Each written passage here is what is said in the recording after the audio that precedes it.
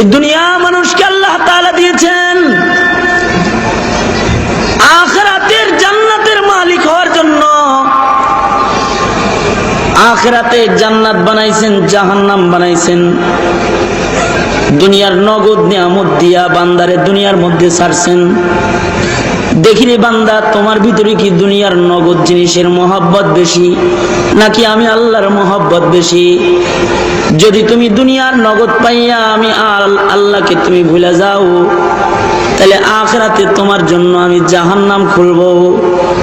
আর যদি অস্থায়ী দুনিয়া পায়া দুনিয়ার দিকে না তাকায়া যদি আমার দিকে তাকায়া থাকতে পারো, দুনিয়াকে কলবের মধ্যে না নিয়ে যদি কলবে আমি আল্লাহকে রাইখা দুনিয়ার হায়াত কাটাইতে পারো, তাহলে মনে রাখবা আমি মালিক তোমার সাথে থাকার জন্য একটা সুখের জায়গা বানাইছি।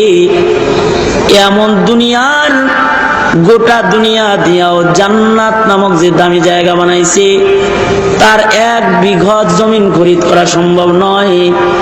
ওই জান্নাতটা তোমার আমার সাক্ষাতের জন্য বানানো হয়েছে। বান্দা, তুমি দুনিয়া ত্যাগী হইলে আমি আল্লাহ জান্নাত দিয়ে পুরস্কার দিয়া আমি আল্লাহ জান্নাতে তোমার সাথী হয়ে যাব।